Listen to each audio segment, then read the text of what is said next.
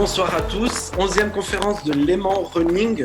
Ce soir, j'ai l'immense privilège d'accueillir deux champions, un champion professionnel Fabien Antolinos et Mehdi Mayou, également deux ultra-trailers.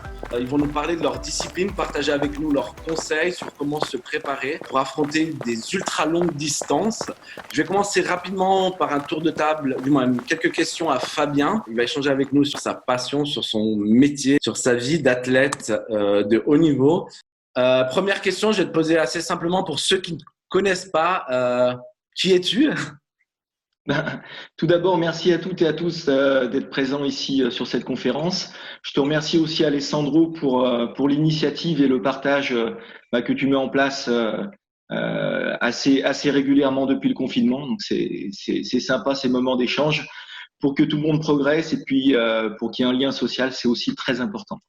Donc déjà, je voulais te reprendre parce que je suis pas ni un coach professionnel ni un coureur professionnel. On va dire que je suis un coureur amateur qui a une démarche professionnelle et élitiste, mais c'est pas mon métier. Puisque mon métier, c'est d'être prof d'EPS. Donc, je suis professeur de sport en région lyonnaise, donc près de Lyon en France. Donc, j'ai 43 ans, je suis marié, j'ai 2 enfants. Et je suis également coach, bien entendu, de trail, d'ultra-trail, également de marathon. Je fais des plans un petit peu également sur route. Le tout dans un club qui s'appelle le Décines-Mézieux Athlétisme, qui se situe dans l'Est lyonnais, donc pas très loin de mon domicile. Voilà.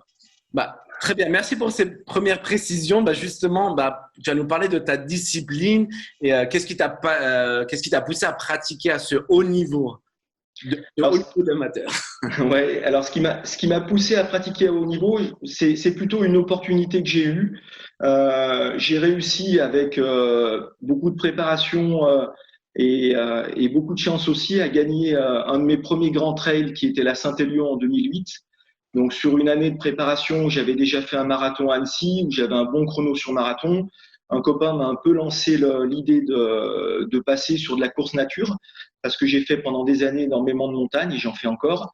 Et du coup, je me suis dit, pourquoi pas la Saint-Élion? C'est une course qui est mythique à Lyon. C'est une course que j'avais déjà réalisée, mais en équipe, donc sur des petites portions de 20 à 30 kilomètres. Et donc là, je me suis lancé en 2008 dessus et j'ai gagné. Sur cette édition, c'était la première fois que je faisais une course de 70 kilomètres. J'ai découvert ça, j'ai découvert cet effort. J'ai découvert que j'avais des compétences puisque j'ai gagné. Il y avait cette opportunité à cette époque d'aller en équipe de France, notamment en trail, donc avec un premier championnat du monde en 2009. Et du coup, je me suis dit, ça peut être aussi une opportunité de faire partie de l'équipe de France, de courir pour son pays. Et c'était quelque chose que j'avais aussi envie de saisir. Voilà. Et après, pour moi, l'ultra trail et le trail en général, c'était aussi l'association de ma passion, qui était la montagne, et de la possibilité de l'exercer de façon normée, codifiée, avec d'autres personnes, avec un dossard, et voilà, de faire un effort en montagne de façon aussi codifiée, ça me plaisait quand même plutôt bien, oui. Très bien. Tu as parlé de course nature, 70 km, donc des longues distances. En montagne, est-ce que c'est ce qui définit l'ultra trail? Est-ce que tu peux nous donner sa définition si c'est pas... Alors, définir l'ultra trail, c'est compliqué parce que beaucoup de gens ont une définition et leur définition propre. Ce qui est sûr, c'est que le trail, déjà, c'est une activité qui se déroule sur un terrain nature, sentier, chemin, du sable, de la terre, enfin peu importe. En tout cas, une surface naturelle qui n'est pas de l'asphalte ou le fait qu'il y ait un minimum d'asphalte sur la course. Et la deuxième définition, donc, c'est celle de l'ultra. Donc globalement, l'ultra, c'est un effort de longue durée et en principe, on a tendance à définir les choses suivantes. Trail court, c'est inférieur à 40 km. Trail long, c'est de 40 km à 80 km. Et ensuite, sur de l'ultra trail, là, on passe sur des distances qui sont supérieures à 80 km. Ce que je tiens à dire aussi, alors toi, tu es en Suisse, dans un pays qui est extrêmement montagneux. Moi, je suis sur Lyon. Alors, on a quelques petites montagnes, mais très peu et pas mal de plaines. Donc, le trail n'est pas forcément une activité qui se déroule avec du dénivelé. Voilà, c'est pas forcément sa nature première. La nature première, c'est d'être en nature. Très bien. Tu as évoqué tout à l'heure ton métier de prof de PS, mais tu as dit qu'également tu étais coach. Quelles sont les spécificités alors du coaching d'ultra trail? Est-ce qu'on est un coach d'ultra trail ou on est un coach de course à pied de façon générale? Alors, moi j'ai commencé par être coach de course à pied et forcément mon club m'a demandé de me spécialiser dans ce qui était mon domaine de prédilection, c'est-à-dire le trail long d'abord et l'ultra ensuite. La spécificité, je dirais, par rapport à un autre coaching, c'est surtout le fait qu'on prépare dans l'année ou sur 2 ans même, ça arrive aussi parce que c'est des distances longues, 1 à 2 événements par an. Donc, il faut vraiment que les athlètes soient préparés pour un moment ou 2 moments précis dans l'année et ça, c'est très délicat. C'est pas comme sur un 10 km qu'on va pouvoir faire, où on va pouvoir en faire 5, 6, 7, 8, 10 dans la saison. Là, sur un objectif d'ultra, c'est un objectif majeur ou 2 objectifs dans la saison. Donc, cette préparation, elle doit vraiment être pointue, planifiée. Et ça, c'est un petit peu quelque chose qui sort de l'ordinaire par rapport à du coaching classique. Et la deuxième, je dirais, la deuxième particularité, c'est qu'on prépare des gens aussi qui ont parfois peu de temps pour s'entraîner. Donc, ils vont faire un effort qui est extrêmement long, qui est extrêmement difficile. Et pour le préparer, ils ont finalement peu de temps dans la semaine pour se préparer à cet effort-là. Donc, c'est un petit peu contradictoire. Il faut trouver les bonnes recettes, les bons entraînements pour que les gens soient bien prêts à la course sans forcément faire énormément de durée d'entraînement. Et ça, c'est compliqué. Alors, je te remercie pour ces précisions. Alors, avant de continuer sur ton différent palmarès et d'autres questions, je vais te donner la parole et présenter. Donc, je vais demander à Mehdi Mayou, en le remerciant déjà d'être là, d'être Merci. présent à cette conférence, de quelques mots de présentation déjà. Qui es-tu? Oui, alors je voulais aussi remercier comme Fabien ton initiative de pouvoir partager différentes approches sur le sport, sur la nutrition qu'on avait fait avec Olivier, aujourd'hui l'Ultra Trail et sur plein de choses qui touchent le sport en général, surtout là en période de confinement. Donc c'est vraiment très sympa. Alors pour me présenter, donc je m'appelle Mehdi Mayou, j'ai 34 ans. Comme disait Fabien, je suis pas considéré comme professionnel du tout. Et disons que je suis arrivé vers le haut niveau sur le tas parce que plus tôt dans ma vie, vers mes 20 ans, j'ai fait du basket à haut niveau. J'ai pas pu faire carrière dedans pour des problèmes X. Et donc, en fait, il y a une coupure sportive dans ma vie de beaucoup d'années. Et finalement, j'ai recommencé à courir au-dessus de chez mes parents qui habitent sur les hauteurs Saint-Étienne, donc dans le massif régional du Pilat. Et j'ai commencé à me plaire, à courir dans les sentiers, à m'inscrire à des courses. Et puis après, à augmenter les distances. Et pour qu'au final, sur les dernières années, je fasse des choses intéressantes sur des classements, sur des top 50, des choses comme ça, sur des ultras. Donc, des choses vraiment intéressantes. Et voilà. Je te remercie pour cette présentation. Je vais te poser une question différente que Fabien. Moi, c'est de savoir, est-ce que tu as parlé de ta carrière sportive, est-ce que tu as un modèle qui t'inspire encore aujourd'hui ou qui t'a inspiré pour te lancer? Donc, tu as parlé du basket, maintenant tu de l'ultra trail, de la Spartan, je sais aussi. Qu'est-ce qui Oui. t'inspire? Qui t'inspire?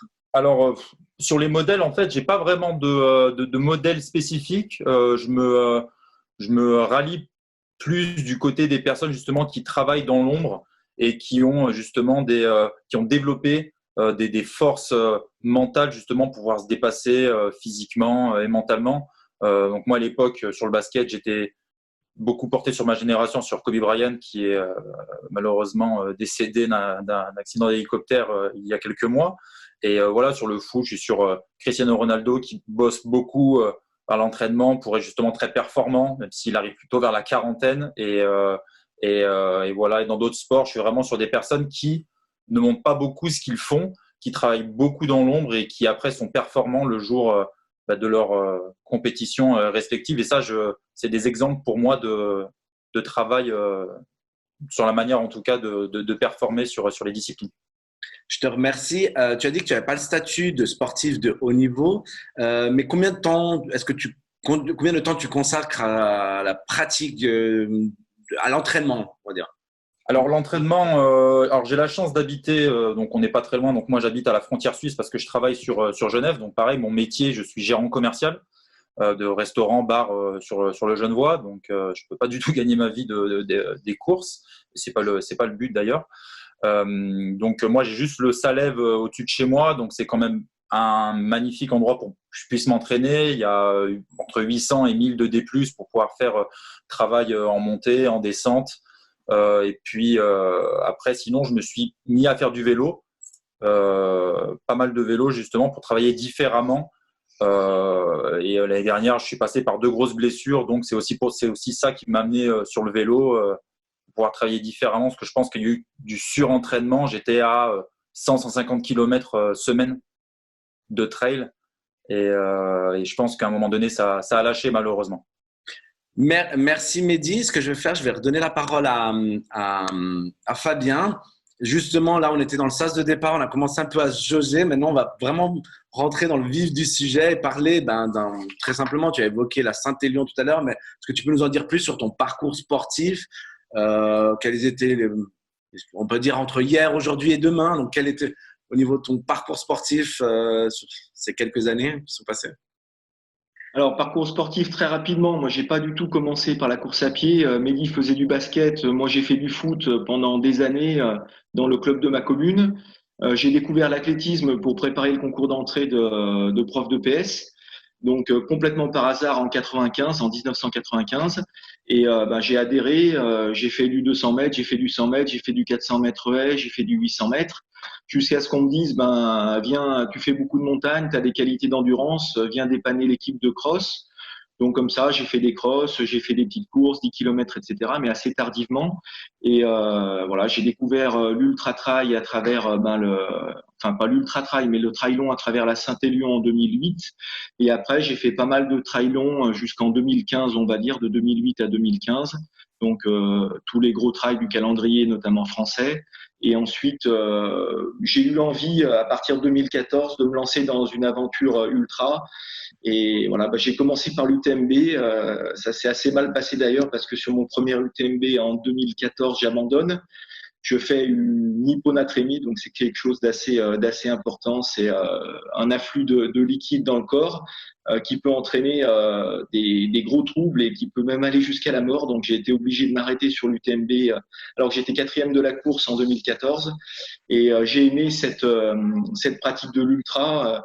La variété de l'entraînement, la course en nature, et donc j'ai perduré là-dessus. Et puis depuis 2 ans, là, j'ai une blessure récurrente, j'ai une pubalgie sur la fin d'année 2018, et j'ai dû me faire opérer l'été dernier en 2019. Donc j'avais programmé ma reprise de la compétition pour fin mars 2020. Donc avec le confinement, ce sera pour plus tard, on ne sait pas quand, mais voilà. Et les objectifs, c'est toujours d'être performant et de performer au plus haut niveau, principalement sur les ultras, parce que je commence à me faire un petit peu vieux avec mes 43 ans. Donc voilà, me faire plaisir un peu aussi en skyrunning sur des courses courtes, rapides et nerveuses et techniques, et aussi faire des belles performances sur l'ultra. Voilà les objectifs futurs. Tu as évoqué ton passé sportif, footballeur et autres. Est-ce qu'il y a des bases spécifiques pour devenir un bon ultra-trailer, un bon trailer? Ouais, ta question est plutôt bonne, mais il n'y a pas vraiment de parcours type pour être ultra-trailer. Alors aujourd'hui, on voit des jeunes qui arrivent du trail. C'est un petit peu nouveau. Mais il y a beaucoup de gens qui viennent de la course à pied tout simplement, beaucoup de gens qui viennent de la montagne, il y a des gens qui viennent aussi du vélo, qui se reconvertissent après une carrière notamment de cycliste. Ce qu'il faut, c'est aimer les sports d'endurance, aimer les efforts longs principalement. Enfin, pour moi, c'est surtout ça. Se connaître, apprendre à gérer une allure, enfin savoir gérer une allure, en tout cas connaître son corps, et avoir beaucoup de volonté aussi, parce que ce sont des efforts qui au long cours, avec des moments qui sont parfois très difficiles. Donc voilà, aimer les sports d'endurance, avoir de la volonté dans l'effort, la persévérance dans l'effort, et puis également savoir se gérer. Voilà globalement les prérequis qu'il faudra avoir pour être un bon ultra trailer. Alors, une question qui me vient assez rapidement, moi qui fais que du plat, est-ce qu'on peut s'entraîner en faisant que du plat, en ayant de la bonne endurance pour pouvoir être un bon grimpeur? Alors oui et non, c'est-à-dire que tu peux arriver à avoir des qualités de bon grimpeur en t'entraînant sur le plat, notamment avec des systèmes de travail, notamment en musculation, en préparation physique. Tu peux aussi travailler aussi sur du vélo, notamment en force. pour avoir de la puissance.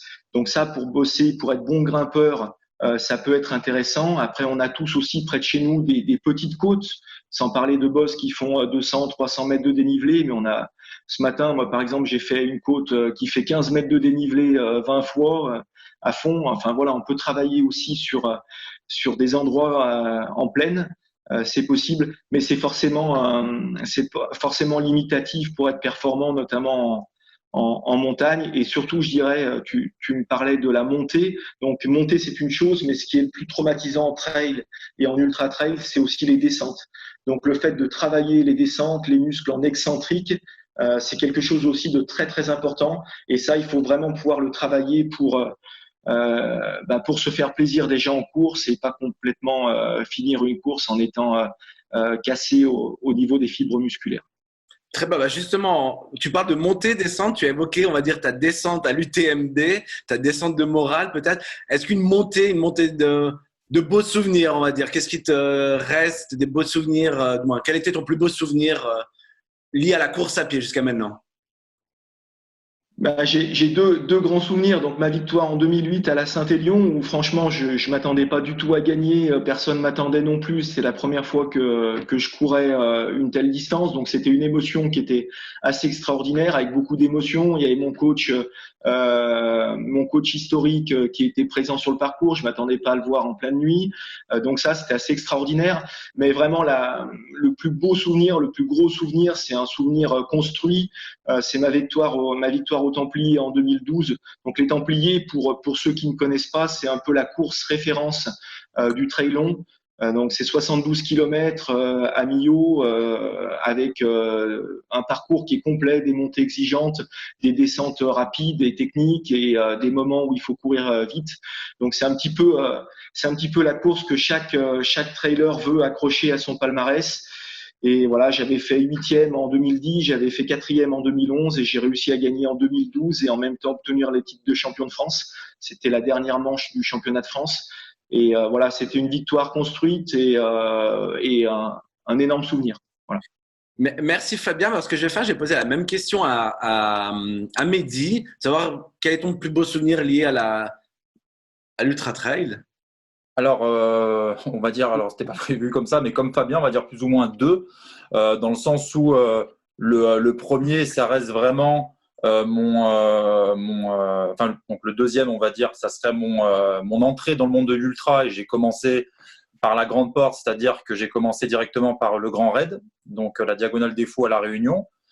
Donc, pour moi, en fait, j'avais un ami qui vivait là-bas, je me suis inscrit en me disant, on ne sait jamais si je suis pris, voilà. Et donc, en fait, oui, je vois que je suis sélectionné et je me dis, maintenant, il va vraiment falloir s'entraîner, il va vraiment falloir voilà, mettre les bouchées doubles pour réussir mon événement. Donc là, je ne sais plus en combien je finis, en 46 heures, chose comme ça, enfin, complètement fumé dans tous les sens, physique, moralement, mentalement, mais ça m'a débloqué plein de choses au niveau des cadenas. Il y a plein de choses qui ont sauté, qui ont fait que par la suite, justement, soit ça passait, soit ça cassait. Pour moi, c'est passé.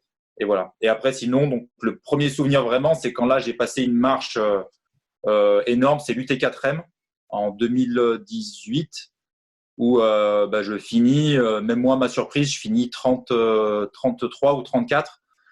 Et voilà, et là j'avais vraiment passé un gros cap parce que c'est une course qui est très exigeante. Donc c'est les 4 massifs autour de Grenoble. Ça fait 170 km pour 11 000 de dénive. Donc c'est très exigeant. Il y a des montées qui font mal, comme disait Fabien, mais il y a surtout des descentes qui font extrêmement mal, qui éclatent les jambes, les articulations, les muscles. Donc voilà. Donc là c'était un magnifique souvenir parce que j'avais respecté le plan de course et voilà. Et à la fin je finissais plus fort que ce que j'avais commencé au début et c'était mon plan d'action et j'étais très, très fier de moi à ce moment-là. Je te remercie. Tu as évoqué tout à l'heure une inscription un petit peu au hasard à la Diagonale des Fous, mais tu parles de planification. Est-ce que, voilà, justement, est-ce qu'une course comme celle-ci, elle se fait au bol et puis on se dit, on se lance à l'UTMB, puis si je suis inscrit, on verra, ça passe ou ça casse, ou quand même on se prépare à un moment donné? Non, alors avant quand même, donc comme j'avais évoqué, je viens de Saint-Étienne, donc avant j'avais plusieurs participations à la Saint-Élion, j'avais déjà fait la Maxi Race à Annecy, disons que j'avais jamais dépassé les 80 kilomètres. Et là, de passer à un parcours très cassant qui est celui de la Réunion, avec des montées sèches, des descentes extrêmement escarpées, il fallait que justement je passe un cap dans l'entraînement et dans la préparation, que ça soit mental, parce que je savais que ça allait être un énorme challenge, que sur la préparation logistique et après bien sûr l'entraînement pour arriver à m'emmener sur le long du parcours. Alors Alessandro, ton temps plus. Voilà. Ah, oui. Justement, tu évoquais le fait de la préparation logistique. Comment on se prépare à une course aussi longue? Est-ce qu'on y va avec son petit camelbag et puis on se dit, bon, on verra le ravito, ou on étudie un parcours avant? Non. Alors, il y a beaucoup. Alors, à mon sens, il y a beaucoup d'étapes dans le sens où il faut vraiment, pour ma part, c'est très important sur les ultras, en tout cas, qui vont jusqu'à 170, 180 km, qui vont prendre pour quelqu'un du peloton facilement 30-35 heures. Donc, c'est une nuit dehors, voire peut-être même une deuxième. Donc, c'est connaître son matériel par cœur sur tous les éléments, c'est-à-dire s'être entraîné avant, connaître sa frontale, voir comment elle fonctionne, connaître son sac à dos, les emplacements, les poches. C'est très important avant de s'entraîner avec tout son matériel et de vraiment être en confiance avec son matériel quand on va sur une course, de se renseigner aussi sur le profil de la course, si c'est roulant plus ou moins, c'est ce qui se dit de l'UTMB, c'est-à-dire que c'est des chemins un peu plus en lacet, si c'est des chemins très escarpés type UT4M ou type Diagonale des Fous où vraiment ça monte sec, ça descend sec. Donc, il y a beaucoup de choses à prendre en compte avant d'aller sur un ultra et pas d'y aller la fleur au fusil parce que on peut vraiment descendre très, très bas à tous les niveaux, moralement, mentalement, physiquement, et ça peut vraiment faire très, très mal. Donc, avant, il faut vraiment se préparer et bien s'armer avant d'aller faire un ultra. Merci Mehdi. Je vais encore une fois poser la même question à Fabien, mais avec l'aspect de se dire, est-ce que si je me lance demain dans l'ultra, toi et moi, on a le même sac, on a la même préparation? Comment toi, tu te prépares? Quand on vise le podium, comment on se prépare? Comment on se prépare? C'est des préparations qui se font sur plusieurs mois, voire sur plusieurs années. Effectivement, comme le disait très bien Mehdi, il faut vraiment connaître son matériel, l'avoir expérimenté, avoir pris déjà tout ce qu'on va prendre sur les ravitaillements, l'avoir déjà testé lors de l'entraînement, avoir déjà porté son sac.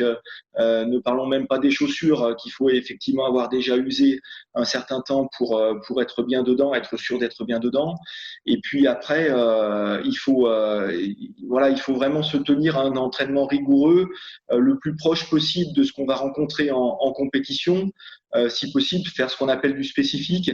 C'est-à-dire que Mehdi parlait très bien, il disait si vous faites un UTMB, vous allez plutôt privilégier des chemins qui sont relativement entre guillemets roulants, c'est-à-dire courables, où il n'y a pas de difficulté pour se déplacer. Si vous visez plutôt une diagonale, il va falloir faire de la montagne raide avec beaucoup de cailloux, beaucoup de marches. En fait, essayer de se rapprocher le plus possible dans sa préparation de l'objectif qu'on va viser. En tout cas, ce qui est sûr, c'est que les qualités pour être un bon trailer et un bon ultra trailer, pour moi, c'est les mêmes. Quand j'ai commencé, je me disais toujours, faut être un TGV. Donc ça, c'est une image qui est assez facile. Donc par TGV, moi, je disais travail parce qu'effectivement, on n'arrive à rien sans travail.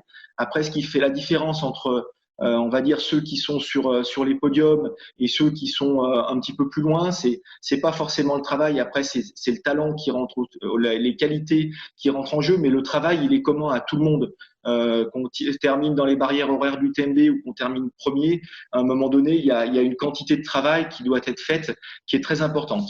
Ça, c'est le T déjà du travail. Ensuite, c'est la gestion. Le G du TGV, donc ça va être la gestion en course bien sûr qui est hyper importante, les allures de course, la façon dont on utilise son matériel, dont on se couvre au bon moment ou pas, ça peut être aussi comme on s'alimente, donc la gestion en course, mais aussi la gestion globale de l'entraînement tout au long de l'année, de l'alimentation tout au long de l'année. Et enfin, pour être un bon ultra-trailer, il faut aussi beaucoup de volonté, beaucoup de résilience. C'est une activité qui fait parfois mal. Il faut se préparer au moment faible, au moment où on est en difficulté, où on a envie d'abandonner, parce que ça arrive régulièrement. Donc voilà, il faut beaucoup de volonté, avoir le goût de l'effort et le goût de la souffrance aussi parfois, j'ose le dire, pour faire des distances aussi importantes. Voilà, faut aimer se dépasser. C'est des qualités qu'il faut chez un ultra trailer, je pense. Travail, gestion, volonté. Donc le TGV, est-ce que dans la vie de tous les jours, est-ce que Fabien, prof de PS, est aussi un TGV? Comment ces qualités, tu réussis à en faire une force dans la vie de tous les jours? Ou est-ce que c'est une faiblesse peut-être? Ouais, non, mais ta question, elle est bien sur la transversalité. Est-ce que ce qu'on met en œuvre pour être performant dans notre loisir, dans le sport, ça nous sert aussi dans la vie de tous les jours, bien entendu. Comme Mehdi, comme beaucoup de gens, on n'est pas des professionnels. La course à pied, ça reste un loisir qu'on fait en étant le plus ambitieux possible. Mais après, la vie, c'est la famille, c'est le travail principalement. Donc effectivement, c'est des qualités qu'on retrouve pour être un bon prof, ce que j'espère en ce qui me concerne. Voilà, faut beaucoup travailler,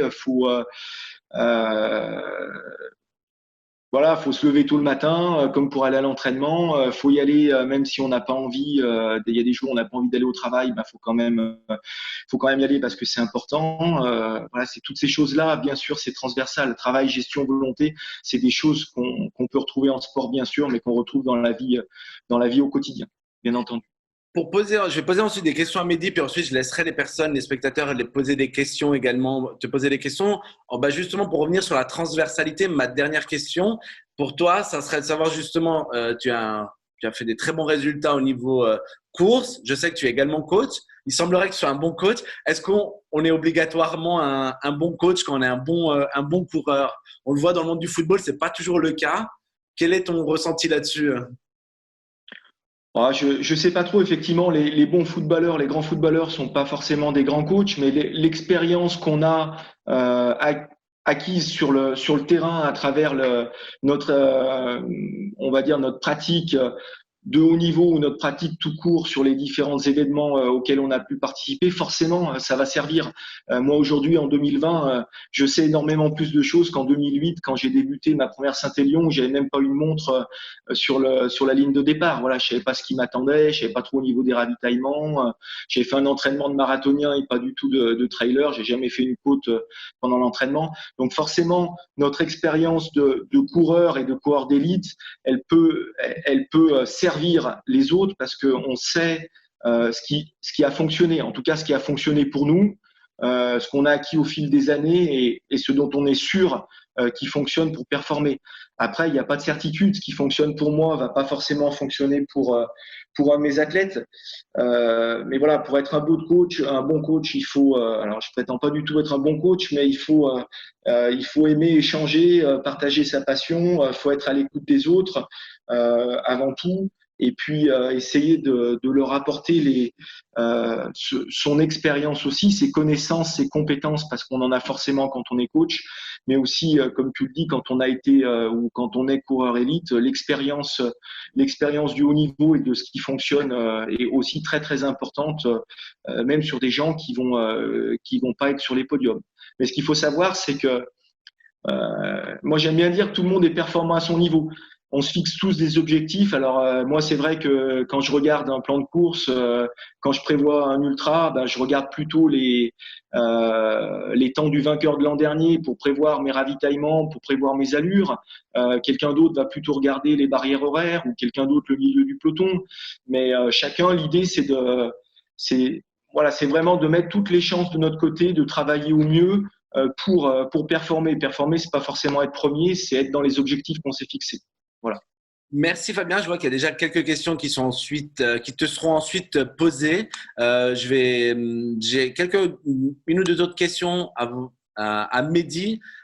Pour ceux qui le souhaitent, vous pouvez déjà commencer à poser vos questions sur le chat, que ce soit pour Mehdi ou Fabien. Je prépare des semi-marathons. C'est ma distance la plus longue que j'ai préparée. J'ai mon plan d'entraînement, j'ai mon plan alimentaire. J'imagine que pour un ultra, qu'on se lance sur 70-80 km, c'est pas le même petit déjeuner qu'on va faire. Comment ça se passe au niveau, tout simplement, qu'est-ce qu'on mange avant, pendant et après? Alors, jour de la course Par exemple, oui, tout à fait. Le petit déj d'avant-course. Beaucoup de courses qui alors, partent de nuit. je pense qu'à ce niveau, alors j'ai énormément amélioré depuis des années maintenant mon alimentation, parce qu'avant j'étais vraiment sur quelque chose de complètement basique comme tout à chacun, et j'ai dû vraiment m'orienter pour justement m'alimenter encore mieux et pour pouvoir donner une bonne énergie à mon corps, etc. Tu prends l'exemple du petit déjeuner qui est un très bon exemple. Par exemple, moi qui travaille énormément tout ce qui est donc en restaurant, en bar, je me lève très tôt, je me couche très tard le soir. J'ai une vie très animée et disons que le matin, je déjeunais même pas, je petit déjeunais même pas.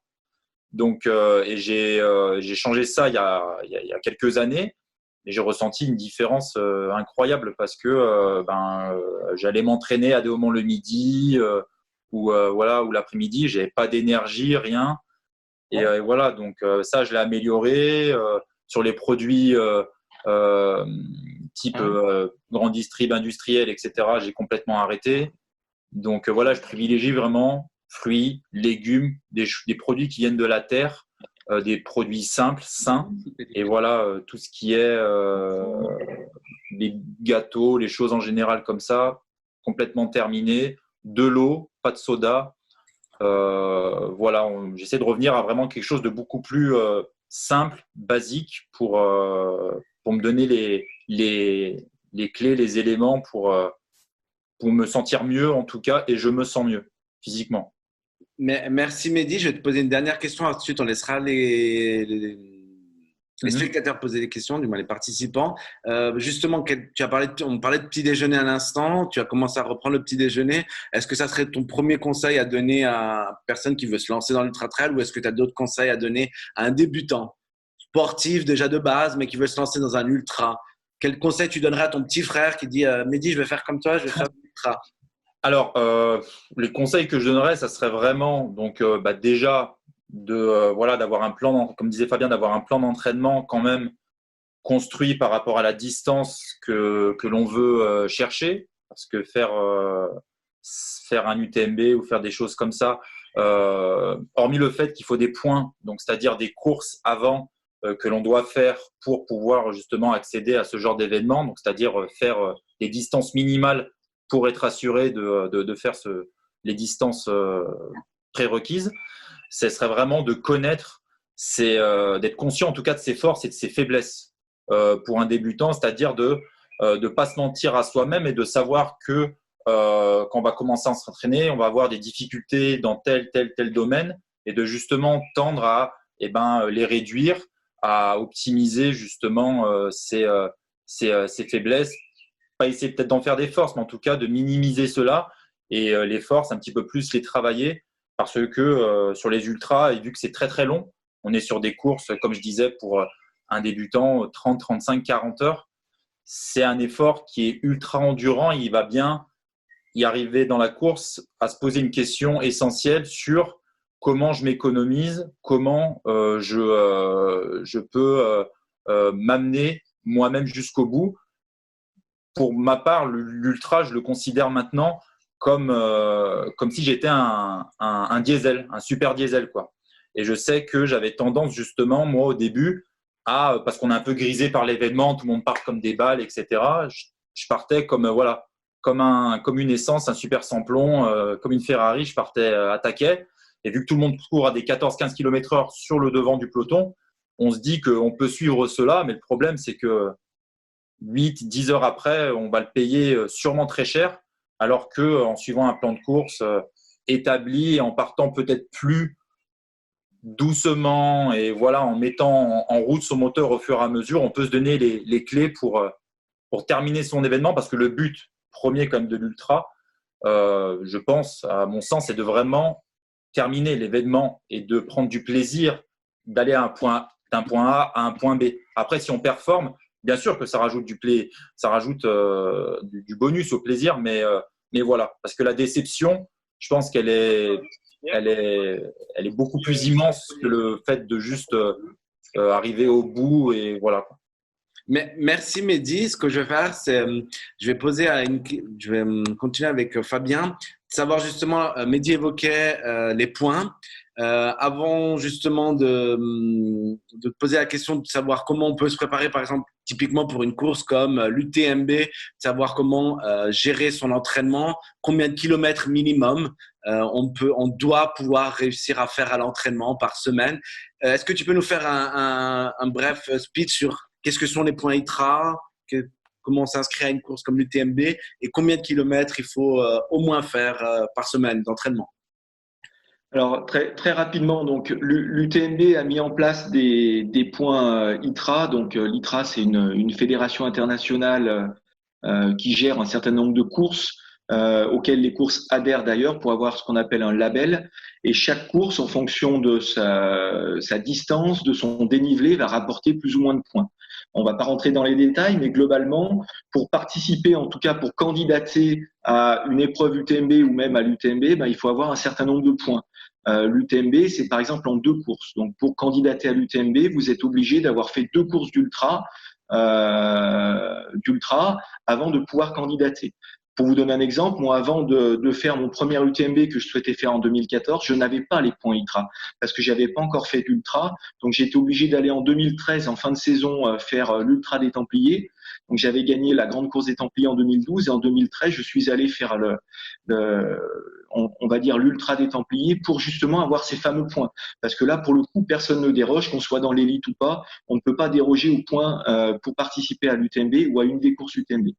Donc, une fois qu'on a nos points, après, pour la plupart des gens, c'est une loterie, c'est-à-dire comme il y a beaucoup de candidats et assez peu d'élus, je crois qu'au départ de l'UTMB, c'est à peu près de mémoire 2500 ou 3000 personnes. Donc, il faut tirer les gens au sort. Donc là, les gens sont tirés au sort généralement en début d'année, au mois de janvier, et ensuite on leur dit s'ils peuvent participer ou pas à l'épreuve. Donc ça, c'est globalement pour les points ITRA. Ensuite, le deuxième point de ta question, c'était sur le nombre, je crois, d'heures de kilomètres, pardon, d'entraînement. Donc, moi, j'ai pas l'habitude en fait de parler en kilométrage. Parce que quand on prépare un 10 km, effectivement, on parle beaucoup en kilomètres parce qu'on fait globalement que de la course à pied, que du travail un peu spécifique, du travail rapide, du footing. Enfin, il y a beaucoup d'entraînements possibles.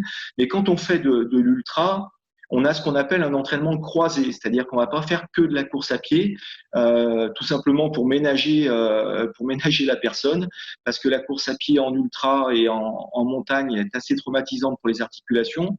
Donc on va croiser avec cette course à pied, donc en l'occurrence du vélo, qui est une activité qui est assez utilisée par les ultra-trailers. Du vélo, il y a de la préparation physique, de la musculation, il y a du travail de proprioception, il y a du travail de gainage.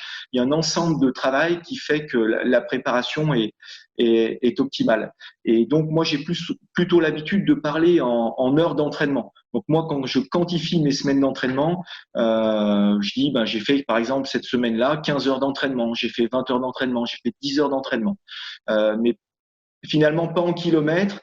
Et quand je m'aperçois, moi, sur une pratique de haut niveau, je fais globalement 50% de mon temps d'entraînement en course à pied et 50% le reste, c'est, comme je te l'ai dit, du gainage, de la proprioception, c'est du vélo, c'est de la musculation. Voilà. Et pour répondre à ta question par rapport au nombre de kilomètres, donc ça, je saurais pas trop te dire, mais au nombre d'heures, je pense qu'il faut consacrer, selon, par exemple, selon la période à laquelle on se consacre à l'entraînement, je dirais qu'entre 5 et 10 heures d'entraînement par semaine, c'est déjà une bonne base pour envisager un ultra. Merci. Il y a comment dire j'ai envie de partir sur. On dit on part tous égaux justement. Je regardais un peu les questions qui étaient posées. Une notamment fait référence à l'égalité des chances par rapport à la morphologie.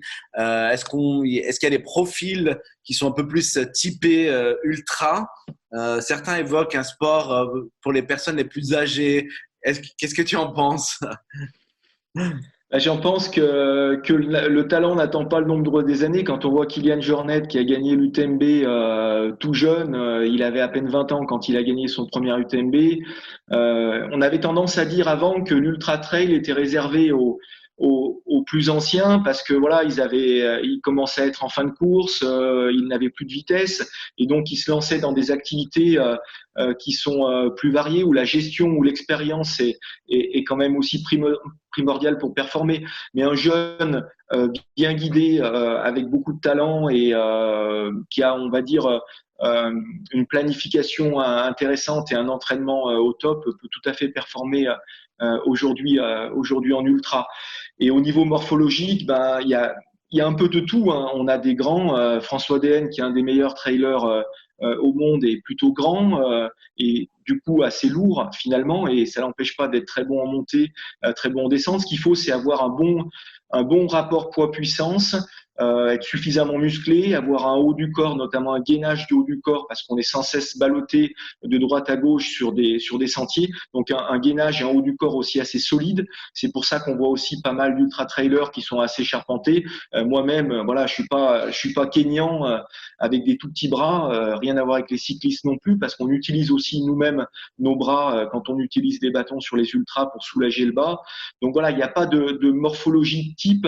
Tout le monde peut réussir à condition d'un minimum de gainage et de musculature.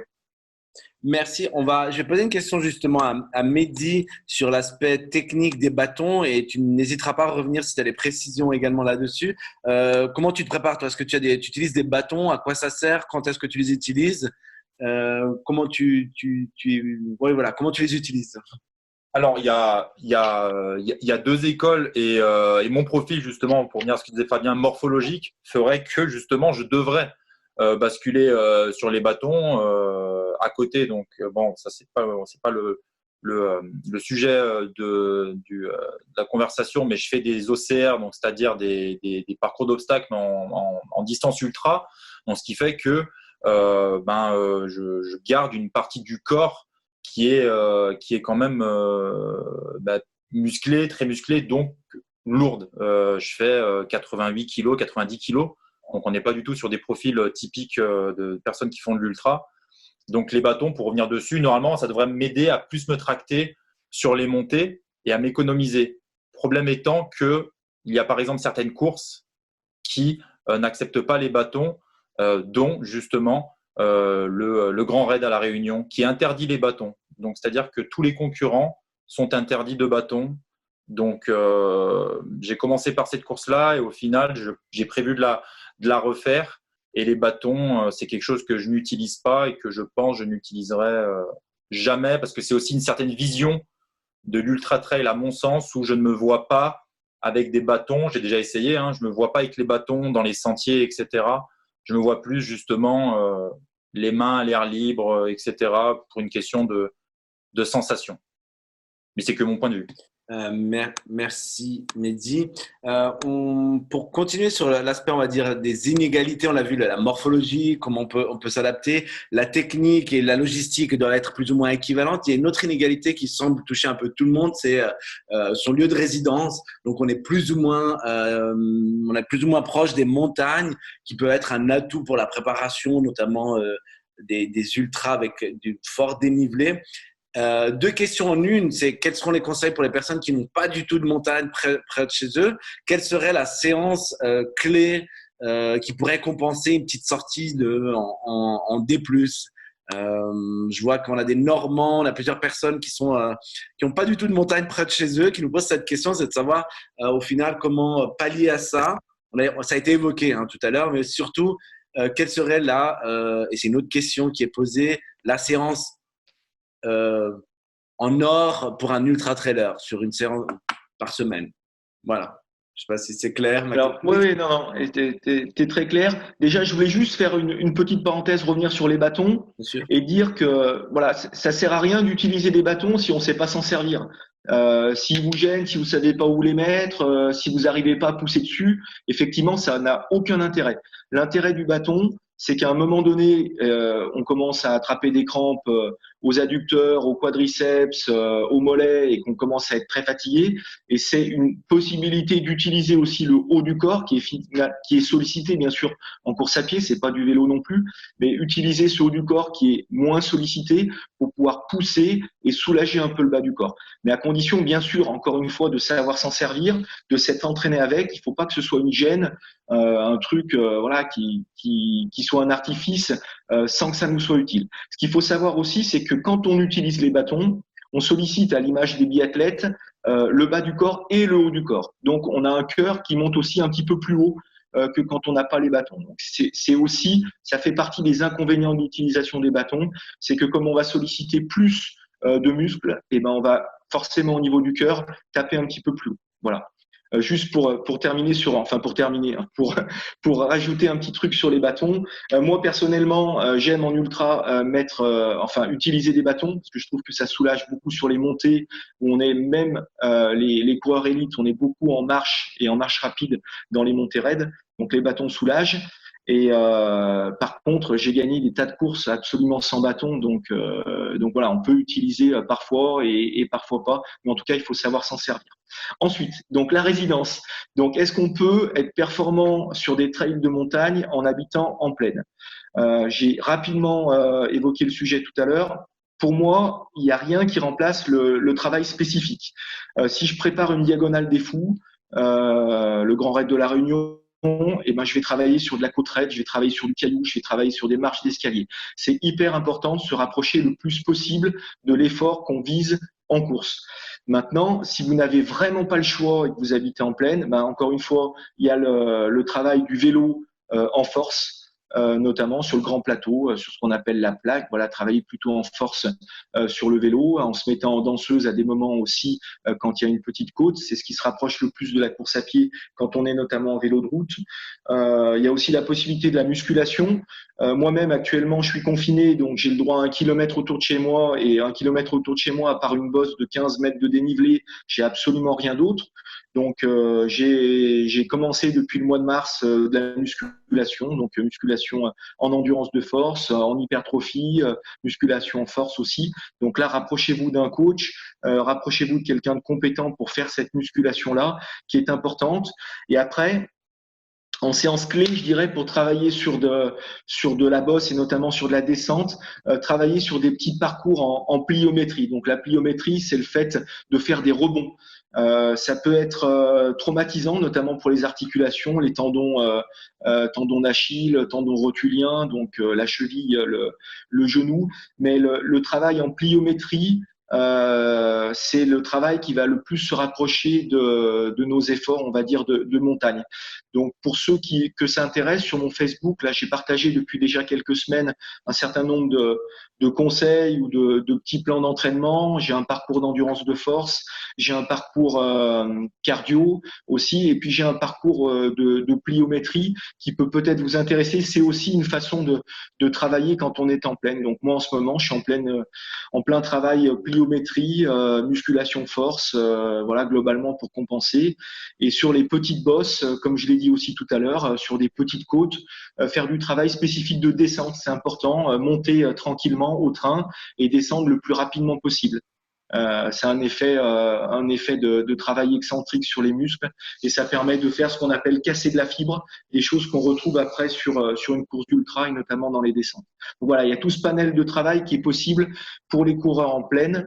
Et je terminerai avec le fait qu'il est très très important pour moi d'aller faire des vacances ou ce qu'on appelle un week-end choc sur des parcours qui ressemblent à votre parcours objectif. Ça, c'est hyper important.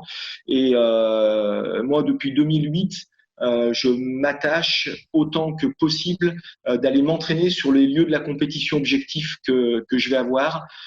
Pour reconnaître, pour savoir les côtes, les difficultés, les moments plus techniques. Je trouve que c'est toujours plus intéressant de savoir ce qui nous attend et on peut comme ça mieux s'y préparer. Donc n'hésitez pas, même si vous êtes en pleine, à faire de temps en temps le sacrifice d'un week-end un petit peu plus loin. Et puis c'est même pas un sacrifice, c'est plutôt du plaisir, voilà, d'aller en montagne, d'aller un peu sur du dénivelé. Si vous préparez un trail avec du dénivelé, c'est quand même primordial. Parmi les dernières questions, une qui évoque notamment les douleurs. Ça revient très souvent dans les ultras. On a ces images de gueule déconfite à l'arrivée, très difficile. Les muscles sont tirés. Même à l'entraînement, on parle de cassage de fibres. Quelles sont on va dire les blessures types, les points à faire attention un petit peu tout au long de l'année et à préparer pour éviter justement les blessures types de l'ultra-trailer? Quels seraient tes conseils? Alors déjà, les blessures, elles sont nombreuses. Il faut savoir que sur un ultra, la majorité des abandons, notamment sur un UTMB, avant les 80 premiers kilomètres, ce sont des ennuis gastriques. Donc, il faut aussi faire attention à son alimentation, à son ventre, et un départ relativement dedans, un petit peu moins rapide, peut déjà réduire ces problèmes de blessures gastriques qui sont la cause de la majorité finalement des abandons sur un trail, sur un ultra trail, parce qu'on n'arrive plus à s'y alimenter, parce qu'on a mal au ventre, parce qu'on a de la diarrhée. Donc ça, un départ plus lent que prévu, enfin plus lent en tout cas que ce qu'on a envie de faire, parce que forcément au début d'un ultra, on est relativement à l'aise. Donc forcez-vous à partir un petit peu moins vite. Déjà, ça c'est très important pour soulager l'estomac qui est un peu ballotté. Plus on va vite, plus il y a des chocs, plus il est ballotté et plus il va vous faire mal derrière. Donc ça c'est hyper important, cette allure de course de départ qui doit être plus lente. Et ensuite, donc du coup, je sais même plus ce que tu m'avais demandé poser comme question. J'avais un deuxième point, mais je me rappelle plus. Sur les blessures typiques, oui, voilà. Donc ensuite, c'est principalement des blessures qui sont des blessures tendineuses.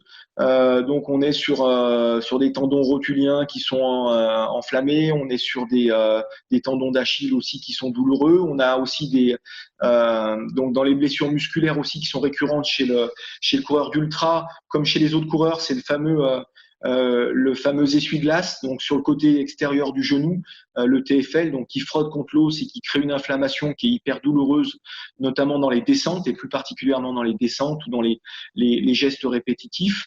Donc cette blessure est très importante aussi. Et après, il y a les entorses.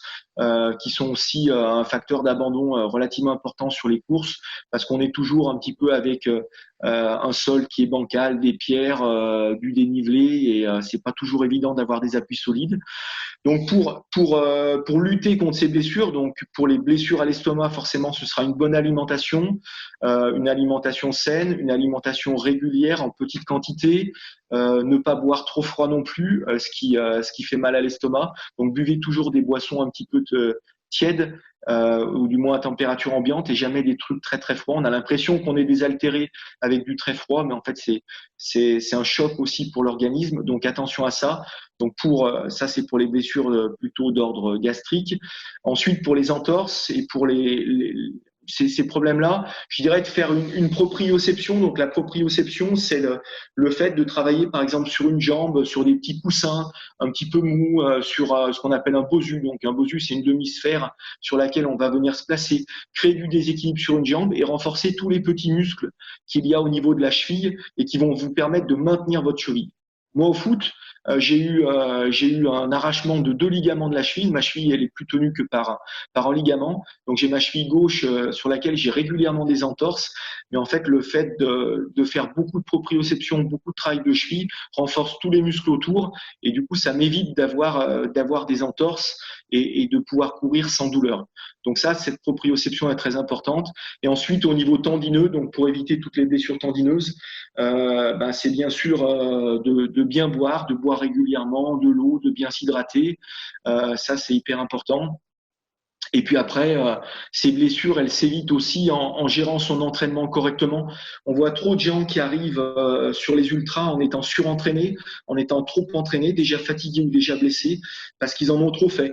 Et là, s'il y a un message que je pourrais donner à ceux qui n'ont pas forcément d'entraîneur ou ceux qui veulent toujours en faire plus, c'est qu'il vaut mieux faire parfois une séance de moins et se préserver plutôt qu'une séance de plus et arriver sur un événement blessé.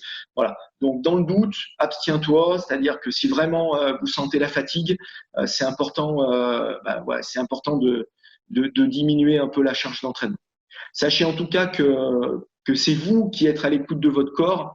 Et quand on est coach, c'est toujours notre crainte, c'est-à-dire qu'on donne un plan d'entraînement qui est un plan d'entraînement, on va dire, un peu idéal, mais c'est l'athlète qui doit être capable de l'adapter à un moment donné, on ne sait pas si un athlète n'a pas dormi la nuit, si un athlète a eu des soucis de travail, des soucis familiaux. On a tous des problèmes d'alimentation. Et ça impacte vraiment sur notre entraînement. Donc, n'hésitez pas, si vous êtes vraiment fatigué, si vous sentez que vous êtes sur un coup de moins bien, soit vous communiquez avec le coach pour diminuer les séances, soit de vous-même, vous levez un peu le pied. Ça, c'est aussi très important pour éviter les blessures. Et justement, pour rester sur cette une des dernières questions, mais justement sur le plan idéal, et on va rester sur les planifications des entraînements, les séances de vitesse. Est-ce que tu les conseillerais dans ce plan idéal, les conserver, du moins de les planifier à quel moment et jusqu'à quand par rapport à la deadline, du moins au jour J? Alors, c'est important de garder de la qualité dans l'entraînement, c'est-à-dire ce que tu appelles les séances de vitesse, on les appelle, alors là on est avec des gens qui connaissent quand même bien le sport, les séances de VMA, notamment de VMA courte, des 300 mètres, des 400 mètres, des 500 mètres, des 600 mètres. Donc c'est important de maintenir cette activité-là, c'est important de maintenir aussi du travail de seuil. Donc du travail de seuil, c'est du travail à haute intensité, globalement 85-90% de sa vitesse maximale aérobie. Donc c'est important de maintenir ces séances-là. Pour moi, c'est la base. Et quand on est au club avec les autres athlètes, c'est les séances qu'on leur propose. Nous, c'est le mardi, c'est le jeudi. Voilà, ils ont ces 2 séances de base qui sont des séances qualitatives. Et à côté de ça, donc il y a une séance qui est aussi pour moi très importante quand on veut se lancer dans l'ultra, c'est de faire de l'endurance fondamentale, c'est-à-dire du footing relativement tranquille sur des durées qui sont longues. Donc s'il y avait 3 séances, on va dire, à retenir pour travailler un ultra, ce serait bien sûr une sortie longue avec peu d'intensité, parce que pour moi, le spécifique est hyper important. Ce qu'on va retrouver en course, c'est hyper important de le travailler. Donc, travailler l'endurance et l'endurance fondamentale, c'est primordial. Et après, bien sûr, ces séances de qualité, de vitesse sont très importantes. Et je dirais qu'elles sont importantes, quelle que soit la période d'entraînement. Après, plus on va se rapprocher de l'objectif et plus on va mettre des séances spécifiques, c'est-à-dire des sorties longues, des sorties avec du dénivelé, si on fait du travail avec du dénivelé, et on va un petit peu parsemer ces séances de VMA, ces séances de seuil qui sont des séances de qualité en les espaçant un peu plus. Voilà. Moi, je préconise une séance de chaque assez loin de l'objectif. Et quand on va se rapprocher de l'objectif, on peut faire une semaine une séance de VMA courte et la semaine d'après une séance de seuil. Voilà, qui sont des séances. Les séances de seuil sont des séances, faut faire attention, qui sont très prenantes. Pour donner un exemple, ça peut être parfois, par exemple, 3 fois 10 minutes à 85% de sa VMA avec une petite récupération. Donc, c'est des allures qui impactent beaucoup sur l'organisme et qui peuvent aussi entraîner de la fatigue. Donc, attention quand on est en période d'entraînement fort à parfois alléger ou espacer ce type de séance de seuil notamment.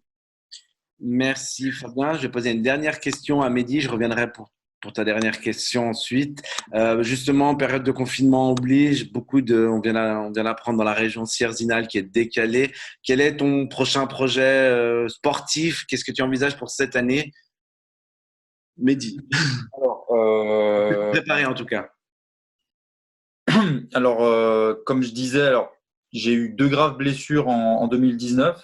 Malheureusement, qui est une année complètement noire. Je me suis arraché de tous les ligaments de l'épaule au ski et j'ai une rupture complète du tendon d'Achille droit. Donc voilà. Donc là, je suis en pleine réathlétisation, on va dire, plus ou moins, surtout par rapport au tendon, parce que l'épaule, j'ai tout récupéré, donc je suis plutôt content à ce niveau. Donc le but était que j'aille sur le Lavaredo, où Fabien a performé, a même gagné, je crois. Donc d'aller sur le Lavaredo pour voir les sensations en ultra et donc après de faire l'UTMB cette année. Entre-temps, j'avais l'étape du Tour, qui est une cyclosportive qui m'intéresse beaucoup, parce que je me suis mis à vraiment faire pas mal de vélo pour dans les années futures tendre vers de l'Ironman, etc. Parce que j'ai déjà des bonnes qualités de nageur, donc c'est quelque chose qui va m'intéresser par la suite. On reste quand même sur l'ultra, sur l'effort ultra endurant. Donc voilà. Donc on va dire que pour l'instant avec le confinement, tout est poussé. Le Lavaredo est repoussé à l'année prochaine. La cyclosportive, je sais même pas si ça va avoir lieu. Et l'UTMB, ils se sont toujours pas prononcés, mais je pense que ça va pas être possible. Donc voilà, demain il y a des inscriptions pour la Saint-Élion. Je pense que Internet va bugger parce que tout le monde va vouloir prendre des places, à mon avis. Mais c'est pas dit du tout que ça soit réalisable encore. Donc avec le confinement, je sais pas du tout. Disons que là, en termes de projet sportif, voilà, le but surtout, c'est que en France, en tout cas, quand il va y avoir le déconfinement, c'est de me faire plaisir, retourner en montagne. Parce que j'ai quand même, comme je disais, j'ai 800, 1000 mètres de dénivelé derrière chez moi en quelques kilomètres. Donc, je pourrais me les taper sans que personne me voie dans la forêt, mais je le fais pas parce que je respecte le confinement et voilà, et je respecte tous ceux qui se battent justement contre ce virus en ce moment. Donc, voilà, je vais attendre sagement et retourner faire des routes de col, etc. en vélo, à l'air libre, me faire plaisir à ce niveau. Pour l'instant, je suis sur le home trainer chez moi. Donc, voilà. Ça, je m'évade que sur Zwift en ce moment, malheureusement. Alors, merci Mehdi. Et donc, je vais poser une dernière question à Fabien. Reprise de l'école, un élève vient te voir, dit Fabien, j'ai adoré la conférence, je veux devenir un ultra trailer comme toi, qu'est-ce que je dois faire? Qu'est-ce que tu lui réponds? Je vais lui répondre qu'il y a du chemin, qu'avant tout, il faut trouver du plaisir dans la pratique. Il y a beaucoup de gens, ta question, elle est pas mal parce qu'il y a beaucoup de gens qui sont un peu, comment dire, ils sont un peu frustrés de faire des distances courtes, du trail court, par exemple. Ils disent, on dirait toujours qu'ils s'excusent, je fais 20 km, mais je vais faire plus après, 30 km, 40 km, 50 km. En fait, on n'est pas obligé de faire de l'ultra trail pour se faire plaisir ou pour être reconnu. Après, ce qui compte, c'est d'avoir, d'être en nature, de vivre des émotions et que ce soit sur 20 km, 30 km ou sur 170. Alors, c'est vrai qu'un tour du Mont Blanc, c'est mythique, une diagonale des Fous, c'est mythique. Mais voilà, faut y aller étape par étape, commencer par les bases, savoir courir, savoir s'alimenter, progresser. C'est pas une activité qu'on commence comme ça, jeune en tout cas, du jour au lendemain. De toute façon, il y a des limites d'âge pour les ultras et bien heureusement. Mais voilà, commencer par des bases athlétiques, des bases d'alimentation, des bases de préparation physique, c'est hyper important. C'est ce que je lui dirais d'abord. Prends du plaisir sur des activités qui sont plus courtes, plus brèves. Fais-toi une expérience et puis ensuite, petit à petit, augmente les distances si c'est vraiment ta passion. Mais encore une fois, ce qui compte, c'est vraiment le plaisir. Et voilà, faut pas se dire je vais aller faire de l'ultra parce que c'est bien, parce que c'est l'UTMB, parce que c'est la diagonale. Voilà, faut y aller pour passer un bon moment et être armé pour passer ces moments-là. Mais il disait tout à l'heure, il faut terminer et c'est le plus important. Il a bien raison. Il faut savoir que sur les ultras, sur un UTMB par exemple, selon les années, c'est entre 30 et 40% d'abandon. Donc, ce sont des gens qui sont censés avoir l'expérience puisqu'ils ont les courses. Ce sont des gens qui sont censés être préparés. Et pour autant, il y a énormément d'abandon et c'est toujours une énorme déception que d'abandonner là-dessus. Donc voilà, faites-vous plaisir aussi d'abord sur des courses peut-être plus courtes ou des courses intermédiaires, des objectifs intermédiaires pour engranger de l'expérience et puis petit à petit aller vers l'ultra en étant le plus humble possible parce que quand on part en sur-régime, quand on attend beaucoup, on est parfois sur l'ultra très déçu. Voilà, donc soyez humble face à la distance et à la durée d'effort. Alors ça, c'est on va dire presque un mot de la fin qui peut servir pour toute la pratique sportive. En tout cas, que ce soit Mehdi et Fabien, merci infiniment de ce partage et je vous souhaite à tous une bonne soirée et à bientôt. Au revoir.